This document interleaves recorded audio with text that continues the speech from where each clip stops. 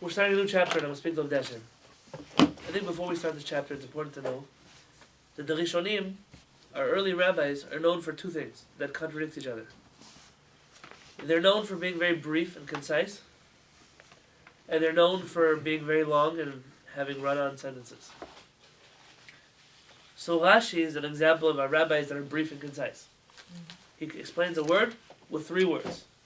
And then to understand Rashi, you have to use 20 words to read those 3 words. Rashi is one of the briefest commentaries we have. You then have a commentary like, for example, Rabbi Yitzchak Abravanel, the Abarbanel, they call him, Don Yitzchak. His commentary on the Torah is priceless. Mamash priceless. You guys have the Bereshit in English, I think, by your stories. Yeah. Yeah? The guy who came Yeah, yeah. The Rebbe hasn't written. The reason why people don't study Abarbanel so much, from what I understand, is because he asks 3 very good questions in the beginning of a paragraph, and literally 20 pages later, you're going to get your answer. But it's not 20 pages of fluff, you know, like a story about a rabbi with a donkey, he lost his donkey, he went to go find some water, like, not those kind of things. It's really deep, intense philosophy that explains all kinds of things that make you understand the answer. It's really the best thing for a person to do would be to make like a concise Abarbanel, just so that people would read it and then say, if you want to know more, read what it really says. Some of these chapters here are they're not long because there's no reason. They're long because they're very important points, and the way the Rishonim write are to give. Some chapters are 5 pages. Some chapters are 40 pages. Why? He felt that this one is very important. That a lot had to be said. Or, if he's from the Rambam's family, that a lot that was said about it by other rabbis was incorrect. And therefore he had to deprogram and then reprogram. That took more time. This chapter is called Hamavak, the battle.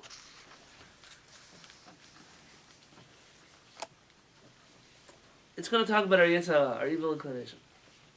So obviously, if you're going to talk about evil inclination, you have to talk about your good inclination. You have to talk about your soul, about your neshama, about those things. People love to talk about souls, about spirits, about... This is a very hot topic. The problem is that most of us sitting at this table never studied about the soul from the perspective of classic Judaism, as it's recorded by the Rishonim, as it's spoken about by Rav Saadia Gaon. Rather, we have a lot of Kabbalah mixed into our head, a lot of Chassidut mixed into our head, which are not innately bad things, but you must understand that there are different approaches to what is the soul, how is the soul, how does it work. And there are books that you can put in the same category that complement each other, and books that are just a different language. We're talking about a different thing. And so you may hear something or see something, and here it sounds, wait, that's not what I remember reading. You're right. It's not what you remember reading. This is something else. And by no means am I an expert in this topic. Not at all. Souls. It's the last thing I talk about all day long are souls and spirits and Yetzirah. But I'll read what Rambam says, and together we'll try to figure out what he's trying to tell us. So we didn't have any concept of like Nefesh Elokit or... these breakdowns that the Mekubalim use are foreign to the Rishonim. Just like the breakdowns of Hashem and all his parts and sphirot and those things that the early Rishonim would tell you you're crazy. How could you say it? One of the famous rabbis of Yemen wrote against the Mekubalim, the Kabbalists. He said, the Christians, they turned Hashem into 3. But the Kabbalists, they turned Hashem into 10. No, Chas v'shalom, I'm not saying that. I'm just saying to somebody who is educated only in the classics of Chachamim, really some of the concepts that you consider obvious, they would say are foreign to Judaism. The war between Kabbalah and regular Judaism, I will never answer it. I don't have an answer for it. I cannot give you an answer to it. All I encourage you is to study both sides of that coin, because there's truth in both places. But one has to be very careful that the Judaism that always was doesn't get erased by concepts that, even if they're true, came later than that. The Rishonim didn't know about Kabbalistic ideas? Some. The Ramban, for example, not Ramban, Ramban. He knew a little bit. You see he quotes the Zohar a little bit. Although the Rambam talks about Masa Merkava and teaching of one-on-one. Some would argue that there's two kinds of Kabbalah. There's many kinds of Kabbalah, but there's what you would call, and I know the Rambamists would be very upset to hear this, but they call it Maimonidean Kabbalah. It's a rational Kabbalah. For example, the writings of the Stigad Rabbi Avraham Abulafia, that what the Rambam says about the Maseh Merkava, the Galgalim, that the spheres that switch, he reads the Kabbalah into those things. The Kabbalah that most of you are familiar with, that you've studied either through Chassidut or by Sephardic rabbis like the Ben Ish Chai, is going to be a very different kind of Kabbalah called Lurianic Kabbalah from the Arizal, from Luria. Lurianic, Luria. That Kabbalah introduces many of the concepts that we have problems with in Kabbalah are not even found in the Rav Abulafia's Kabbalah. They're from the Zohar and onwards. So there are even Mekubalim that don't accept other parts of Kabbalah.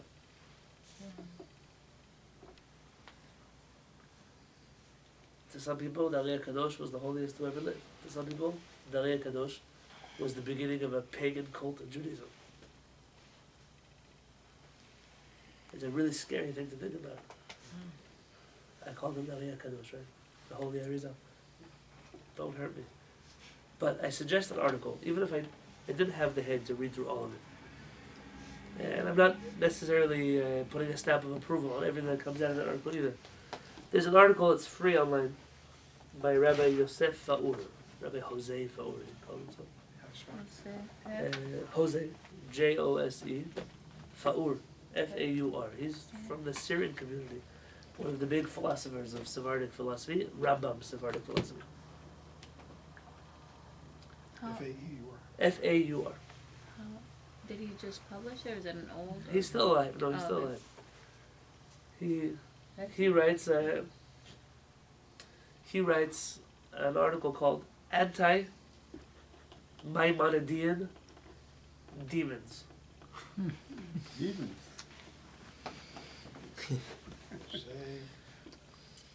And in that article, you will find some things that will shake you to your core. He goes through some of the wars between the Chachamim in the times of the Rambam, and shows you how very great rabbis that you and I both consider very great rabbis often were not fighting the Rambam because of truth, but because they were worried what their friends in the Catholic Church were going to say. Because their Judaism was so influenced by Catholicism that they couldn't wrap their heads around what the Rambam was saying. They couldn't accept it to be true. It's an eye-opening article, even if you don't agree with it. It just opens up your mind to something different.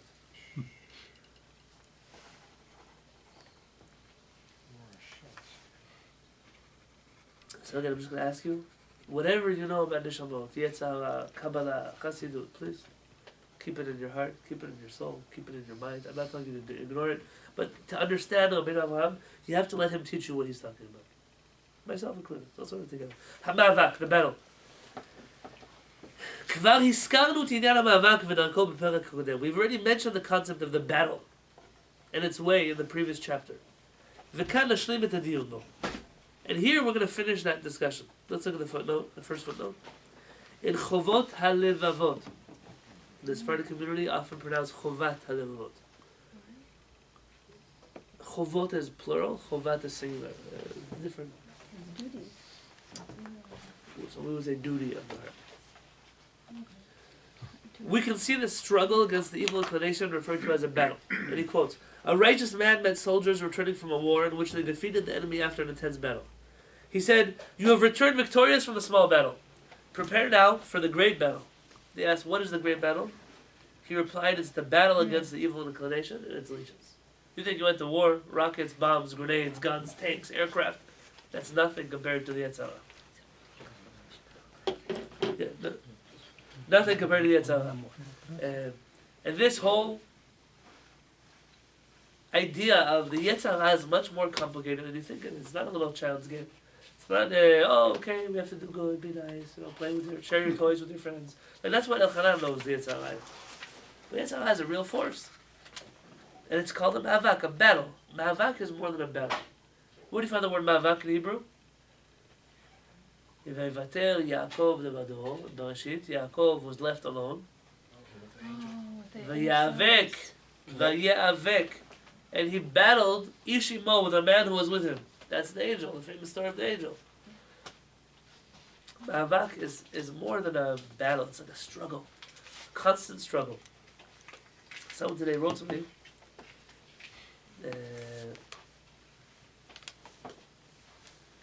They wrote to me, they apologized that they're always torn.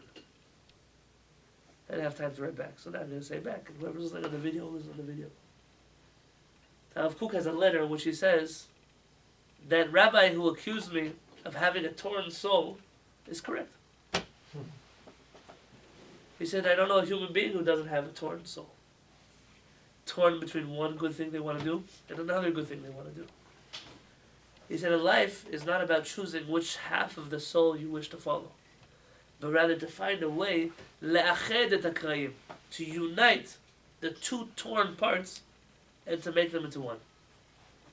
It's not as easy as you think. Sometimes they look mutually exclusive. But a person's mission is to fuse two separate pieces into one complete soul. Because in essence, that's the purpose of life. And therefore, he who accused me of having a torn soul made an accurate observation. I have a torn soul, says Rav. So you're saying, like, from the struggle and good, you have to make one? Is that what? Correct. But it's a constant struggle. It doesn't go away overnight. You don't like, oh, I defeated my Yitzhara, good for me. That doesn't work like that. Even the greatest tzaddikim, they say they have the worst Yitzhara. Because if they are so great, you can imagine how bad their Yitzhara is. Everything is... The higher you are, let's say you want to jump off a chair onto the floor. You gonna hurt yourself? No. Yeah, I mean, some people might. They're not built for that. They jump off the bima to the floor. What if you jump off the bima to the parking lot? What's the difference? I jumped off the same bima. Going down more. What's the difference? You go more. Height. How high I am. You fall depending how high you are. If you see a person who's a terrible rasha, you have to realize that they had the potential for something incredible, something huge, but they chose to be incredible in a bad way. Where do you see this? The FBI sometimes arrests people who years and years and years were stealing, conning people, hacking things. And then what happens? They say, listen, we need you on our team. And they hire these people to work for them. Mm-hmm. Because that force that a person used so much brilliance to steal from people could have made them a lot of money in the right way if they used it properly. Catch me if you can. Oh, very good. That's We said the same thing. Yeah, we're Leonardo. Yeah. You know what I think about it sometimes? Think about it. Nah, I'm not saying this. There's nothing positive as to who I'm going to talk to you about. I'm just giving you an example of something. If you wanted to make the whole world go to war, what would you have to do? What's the answer better? Do like a bunch of 9/11s at once. And No, you. Who in this room has the power to get the whole world to go to war against each other? Your mouth? Who here has the power to make people in their family fight with each other? I think everybody. Yeah. Who has the power to make the people who work with you fight with you? Who here has the power to make everybody in the world fight with you? You can get, I don't know, Malta to fight with you. They don't even know who you are. You don't have that power. Think about, Chas v'shalom, I'm telling you, there's nothing positive the person is going to mention. Think about World War II. Hitler, Machshmov Zichro. A person who got the whole world to go to war. The whole world. What kind of person? Evil person has 6 million Jews and millions of other people. Not just killing people, torturing people, massacring people. And it wasn't done with a side job. Everything was planned out properly. That was someone recently. They said, wow, this is such a special, everything here is planned out so perfectly. I said, come. I took them to the side to the dedication plaque. I said, look who built it. I won't say the name, a very German company. I said, these Germans they don't play games when they come to organizing things. They're going to build a room down to the last screw and the color that it used and the type of screwdriver you need for it. They thought about it already. That is how they killed Am Yisrael. Not like the Cossacks. They were drunk half the time. They murdered us in masses. But we ran away. The Nazis in Mashram Zecham, it was a systematic decimation of Am Yisrael. You read, there's nowhere to go. There's nowhere to hide. There's no one who could fight hard enough against to stop them. You think about a power like that. It's a superpower, an evil superpower. What could such an organized superpower have done to the world if they decided to make the world a better place? Not him. He is Gehenom until the end of time. There, but he wasn't alone. Hundreds of thousands, millions, I don't know the number of people who were with him. Imagine everyone dedicated all that energy to end world hunger. They could have taken all that engineering and instead of building gas chambers to kill people, they could have built fields and electric plants and solar to help the whole world who doesn't have. They'd be more successful than you or me because we can't get the whole world to fight with us. We don't have that kind of influence. When you start to look at the world like that everything has an opposite to it.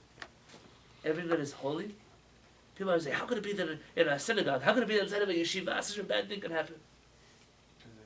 There's a yeshiva in New York, already 20-some years, it's a cold case. Somebody was murdered in the yeshiva. What? And from the police results, they've opened this investigation 3 times already. It seems like it was somebody inside of the yeshiva, either a staff member or one of the rabbis. It's one of the most bone-chilling stories from the East Coast. And until today, nobody's talking about it. I don't know, they just opened the case again. There was another, the 4th time. And They say, then, how could inside of a yeshiva be a murder? You're right. If it was a real yeshiva, there wouldn't be a murder inside of it. But in a place where there is holiness, you also are going to find the greatest darkness in the world. And if you don't prepare yourself for that, you're going to be, something is going to smack you in the face and wake you up to that. It's like with the love of Hashem, when it was very strong, Avodah Zarah is also very strong. Absolutely. And these things are, they're on a, you slide one direction to another direction. More often than not, people have this idea, oh, saints are saints, evil people are evil people, when they don't, it's the same thing. A tzaddik and a rasha have the same passion. Now I'm not talking about here, I'm talking Kabbalah. They have the same power.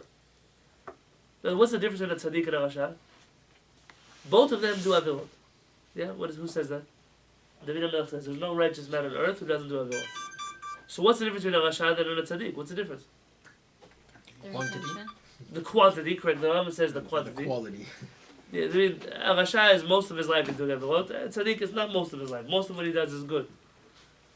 But more than that, Serves Hashem with his Yetzirah, is what they say. I need somebody breastlit here. Sheva yipol tzaddik v'kam. A tzaddik falls Oh, 7. 7 times, but he gets up. As the famous Hasidic master said, I get knocked down, but I get up again. Yeah? And the difference between tzaddik and a rasha is when he falls, he doesn't stay down. A rasha falls, and listen, I'm a bad person, so I'll do whatever bad is left. It's like the person who, they eat on a fast day, they made a mistake. Oh, okay, you know what, I already ate, so I'll eat the rest of the day. Why? Why did you throw everything out the window just because you made a mistake? I broke Shabbat, so what am I going to do? The rest of Shabbat I'm not going to keep. Why? What logic is there in that? You've decided that you're a rasha. A tzaddik says, listen, I messed up, big deal, so now I'm going to start over again. Mark Twain said that quitting smoking was the easiest thing he ever did in between every cigarette. Yeah. He would quit smoking, and the next cigarette he would start over again. But I'm not talking that bad. But a tzaddik is one who falls but gets up. It's for that reason that tzaddik who never fell cannot really be a tzaddik. I'm not telling you here. Don't go look for me for criminals now. They're tzaddikim. What I mean to say is, you see sometimes there are people people look up to them as tzaddikim, and they have zero understanding of what happens in the world, of what people are struggling with, about the things that the people they're preaching to actually go through. And then you say, so how could you ever give advice to the world? I had this week a visitor. Last week, I had the chief rabbi of Bukhara visited me. This week, a very big Hasidic, Ashkenazi, Talmid Chacham. Not a Talmid Chacham like the other ones that came. This one, he's my age. He's a posek. He sits on a bedin. He put out books. I have some of his books. I gotta have a meeting with him from 3 o'clock in the morning till 5 o'clock in the morning, 2 nights ago. And he was just coming through San Diego. He came to Los Angeles. San Diego went back up to Los Angeles. And we were sitting together. Something blew. I'll tell you what this person, Talmid Chacham, he knows things. He quotes things and then brings it. His book is full of sources, like it's overflowing with sources. The one thing I noticed about him, he has no doubt. He's a brilliant Torah scholar, a very kind, a good, gentle person. Socially awkward in ways that are glaringly obvious. Is not able to hold a normal conversation with another human being. Doesn't understand. Like you talk about things like a marriage and the person's married. Doesn't understand like what a wife, children, the whole thing is foreign to him. And I told him, I said, the scary thing is one day this person is going to become like a rock star. Think about it. Rabbis of communities normally are not the poskim of the community. The posek is like he's not a Rosh Yeshiva either. A posek. Rosh Yeshiva deals with the yeshiva students. The rabbi of the community deals with the community. The posek normally he's some kind of strange figure who either he's on a bedin somewhere or he sits in a library writing books. It's like a very removed figure from the Jewish community. Not always, normally. And he's not judged by how well does he speak. How does he dress on Shabbat? How did he help a couple that was trying to get divorced, stay together? Those are not the things he deals with. I said, the scary thing for me is one day this guy will be a huge rabbi. Very famous and very knowledgeable. But he's going to be ruling on things that he has no idea about. That doesn't make sense. Why would they let him do that? He's not a bad person. Say something bad I about him? understand. No. Why would they let him? Why would they let? Why Because would the way somebody we let a judge person- somebody is a lot to do with how much they know. But they don't really know. Oh, that's the thing. We view that as piety. He doesn't know. He's married, but he doesn't even know he's married. That's piety. He has children, but he doesn't even have time to play with them. In the world, that's piety. That's a tzaddik. What they tell you, tzaddik is the guy who sits down, he never moves away from his book. You hear this all the time. You hear stories about rabbis. He never got, even when he was learning and his baby was crying, he didn't even go to his baby was crying, he was learning. That's a normal story you hear all the time. I've heard it probably every year in a drasha somewhere. As if it's a positive after. The Gemara is a story about a rabbi who cut his finger. Some say he cut his finger off while he was studying, and he didn't get up because he didn't realize he was bleeding. The problem is when this person reaches a place, then people ask me, someone saw me this week, it's from Israel. You're a rabbi, how can we have an iPhone? Now you might say, like, what does one have to do with the other? Big deal. But in Israel, there are rabbis who will report you to the chief rabbinate if you have an iPhone. So if you do a chupah, or you're a witness on a ketubah, or you were on a bedin for a conversion, they'll nullify what you did because you weren't Orthodox at the time of the wedding. You think it's not a mainstream thing? All the rabbis that I'll quote for you are rabbis you've heard of. And then you say, what does this rabbi know about an iPhone? Listen, they tell me that this rabbi, he sits and he studies all day long, and he never moved away from his Gemara, and his whole life is sitting in a room, even his children, he doesn't know them. So now they said, Rabbi, are you allowed to have an iPhone? It says, this rabbi says you can't have an iPhone. What does he know about an iPhone? Nothing. So what does he do? So he asks me, what is an iPhone? What he tells him? Oh, it's a little thing in your pocket, which you use to watch pornography. I'm sorry, in a place. That's what they tell him. I said, well, of course you can't have an iPhone. And then they put out letters everywhere. Anybody who has an iPhone, well, what does it mean? It must mean that you're doing X, Y, or Z. Now for you, that logic is so... But for some people, in fact, when I went to go visit my friend, the chief rabbi of Macedonia, a year and a half ago in Israel, I went to his Beit Midrash. And I took out my phone. It wasn't our yeshiva, another yeshiva. I took out my phone to show him something that we had written. And he said, put that in your pocket right now. I said, what happened? I said, put it inside. Put it inside. He said, the Rosh Yeshiva here, he put out a ruling last week that if somebody comes to yeshiva and he uses an iPhone, that you have a mitzvah to take it and smash it on the floor. And then if he comes to sue you for it, the yeshiva will take care of it. Isn't that beautiful? It's wonderful. Did you ever see an iPhone? Well, what do you mean? The rabbi said that iPhone is forbidden. Do you have this rule here? Everybody saw them. Wow. You think I don't believe me? Go to YouTube, put in Jewish iPhone breaking. Oh, They're videoing it. Oh, how are they visiting it? On an Android. No, I don't know. They have rabbis that will tell, oh, you don't have children? Break your iPhone, then you'll have children. And the people think, oh, we broke our iPhone and Baruch Hashem blessed us from heaven. It's like, it's like you go to some evangelical church, they have the same story. I was blind, now I can see. You were crazy before, you're crazy now. How can I trust anything you said? But this is something that happens. How did I get to this place? Because how do you ask the Shulchan Aruch over and over and over says, El Chacham, El Amash Enav Ro'ot. The Chacham can only rule over what his eyes see. If he's not familiar with people asked me last week about this oven, the Shabbat oven that the GE has. I said, I don't know, I don't have one. I've never inspected it. I don't know it. I can't give you a halakha about it. How could I? It's not sealed. So you're immunized and breaking your phone, and so you're gonna have kids. So that's, very good. Like, that's like a What about Akash Baruch Hu? that's kind of like a No, you just stop believing in yourself now. That's what it means, right? You just define superstition. Yeah, superstition. Yeah. This is a superstition. That's good. Mm-hmm. Yeah. It's true. Here, the whole purpose of what I'm telling you is Rabbi Yonatan Halevy, somebody brilliant who's out of touch with the reality entirely, and not maliciously. He's not a bad person, but we've taught that holiness looks a certain way, and if holiness looks a certain way, so we're in trouble. We already are in trouble, by the way, because we already have a whole generation like this. Rabbi, have you ever met somebody that's that knowledgeable but is not out of touch? Absolutely. And are they in the place where you're seeing this guy be in the future? Rabbi Yosef was in touch, right? I mean, he wasn't that awkward. So Rabbi Yosef is a good example of this. By the way, at the end of his life, some would argue that he was kind of isolated in order to manipulate, to do what you want. I'm not going to say that for the camera, but for his lifetime, what was unique about this, is especially about Sephardic rabbis, but also in Ashkenaz, you should know. I have a story from Rav Aaron Cutler. Rav Aaron Cutler was a Rosh Yeshiva of Lakewood, New Jersey. And there was another Rosh Yeshiva whose name was Rabbi Yaakov Kamenetsky. If I'm not mistaken, he lived in Monsey. Whenever people would have come to ask Rav Aaron Cutler a halachic question about a community, he would say, I can't answer the question. But don't you know, I mean, the Rav Aaron Cutler knew the world of Torah was open in front of him like you open a book and he saw everything inside of it. He said, I was never the Rav of a community. He said, I never had to be posek halakha for somebody who wasn't able to keep that halakha. And he said, Rav Yaakov Kamenetsky in Europe was the chief rabbi of the community. He said, so all these halakhic questions, go ask him, don't ask me. There was a generation like that.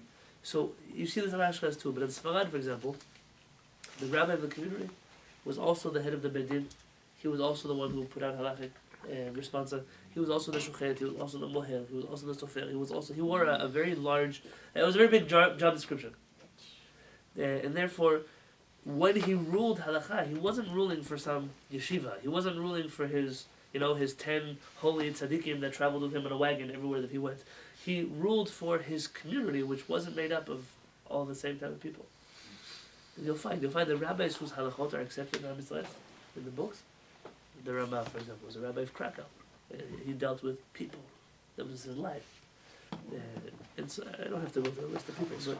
But Chavetz Chaim, for example, also he was not even the rabbi of a community, but that was to his benefit. Meaning, he never sat on any kind of high and mighty throne. He was in a grocery store with people. This is how do they have laws of these type of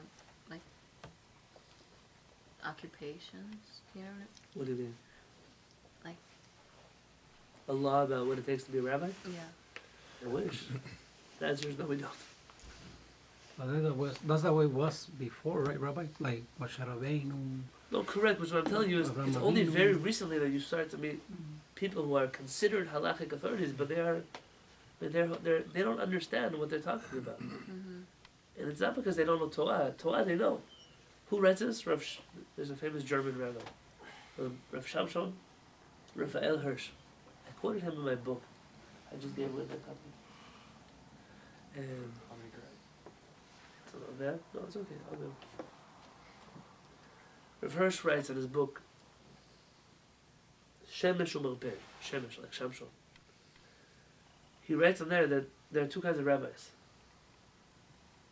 There's David HaMelech, and there's the whole army of the Jewish people that were unable to conquer Goliath, the giant. Mm-hmm. David HaMelech was a small kid. It wasn't a kid. It just wasn't the army of Israel. What did he do? He wasn't a great warrior at that point. He simply knew the right rock to throw at the right place from his short height.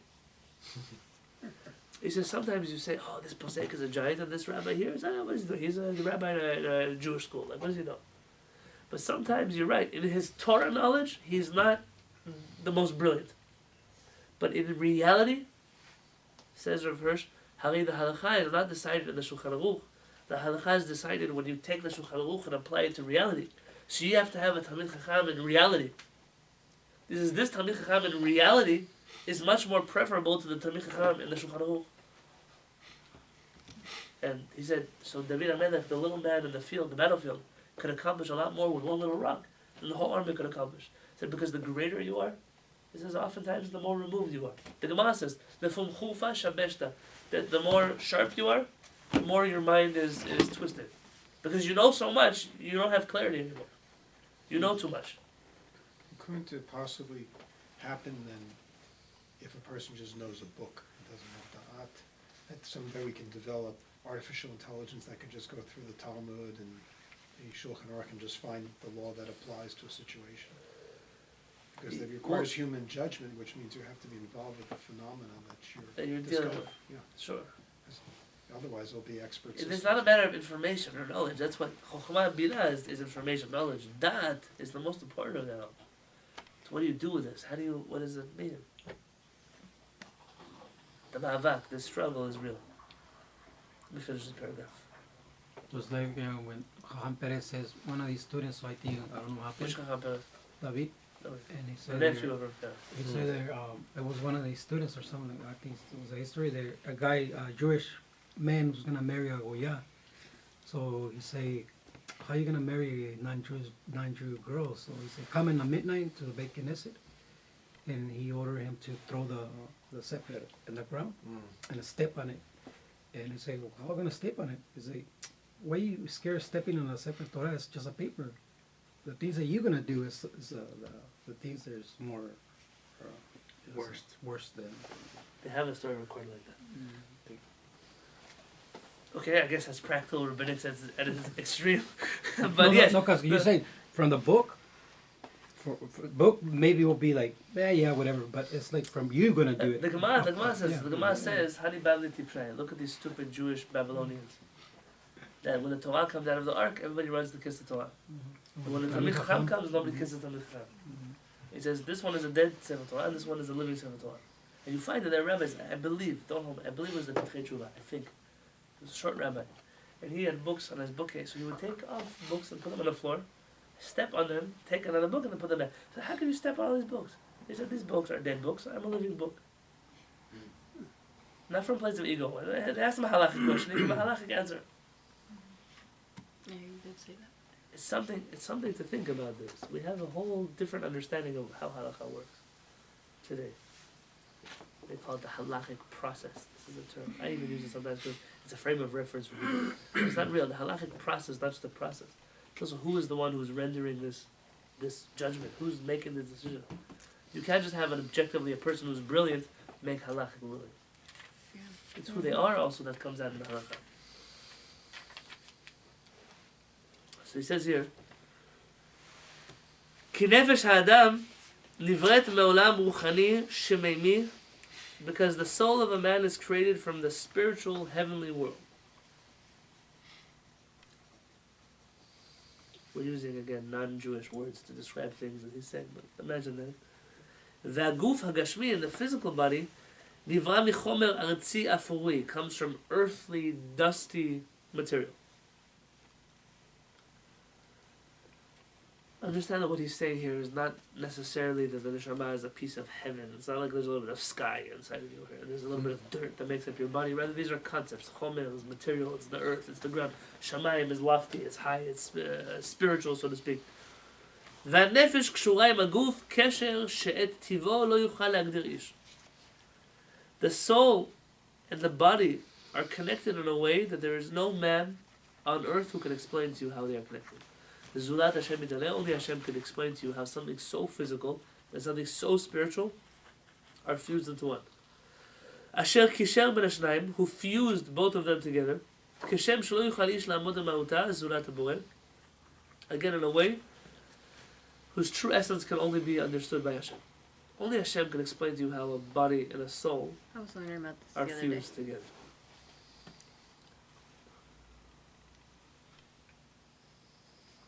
I'm going to stop here because it's not, the rest is going to be part of tomorrow's conversation. But this fusion of nefesh, of the Shema, body and the soul,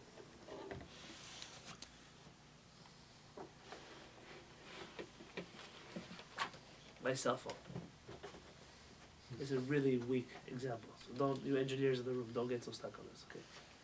My cell phone is powered with electricity. That's why I'm charging it right now. And I'm gonna unplug it. How long will this last for? If it's fully charged, 12 hours. 12 hours, 18 hours, whatever number you have. You know, the old school flip phones, they lasted for 3 days. You had to charge them. Remember those days?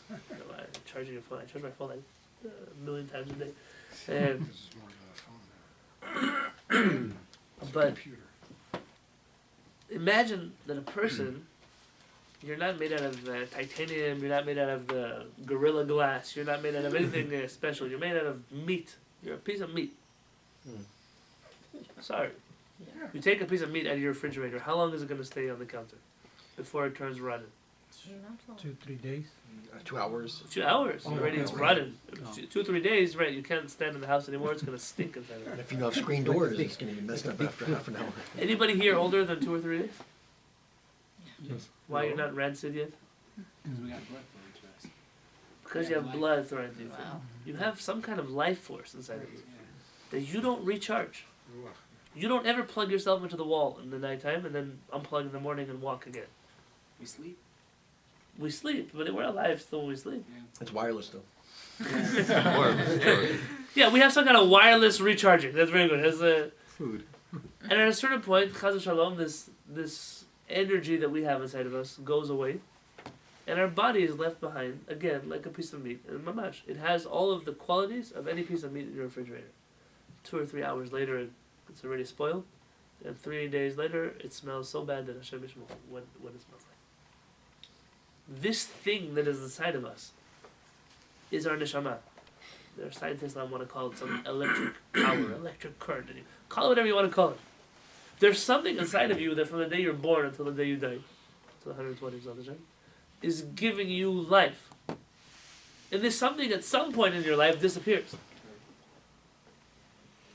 Because your body, if you can put it in a jar like this, things on the side flat, it will last forever. You can make it last forever. Formaldehyde, whatever you want to have there. But that neshama, it doesn't. It disappears somewhere. It dies. It can't die. It's what is life. It's life. HaKadosh Baruch Hu managed to create something so eternal, connected to something so mortal, and fuse those two things together and then say, deal with it. That's life. Deal with the neshama that wants to go one direction and a body that wants to hold you back in a different direction. But again, you have to remember, Rabbi Yonatan is going to put forward a premise that is different than what you've read in Kabbalah. The soul and the body don't hate each other. That war is not the war of the Rambam and his family. The body and the soul have different functions that complement each other. It's the war of Christianity. Right? Correct. Like Rabbi Yonatan was going to tell you, the food you eat, which affects your health, affects your neshama as well. Because if your neshama is not in a healthy body, then a little bit of your neshama is sick. Your neshama is dying, kiviyachol. These are not two things that are at war, like let's get rid of our body so that our soul could live forever. That's not the point. Reaching their body. In fact, if a person were to commit suicide, chas v'shalom, because their soul, they wanted to get close to Hashem already, we don't even bury them in a Jewish cemetery. You missed the whole point. That is something to think about. This is what the Rabbi Yonatan is going to go talk to us about. How could these two forces, which are seemingly opposite, are fused together? They're both dependent on each other. A neshama that doesn't have a body is not alive. A body that doesn't have a neshama is a piece of meat on your countertop. And Kadosh Baruch Hu fused these things together. Fuse is the only word I have. It's a fusion. Then only HaKadosh Baruch Hu truly can understand what it does, what that means, how that is. So, B'ezrat Hashem, Hashem should help us figure that out. We're going to learn together with Rabbi Yonatan.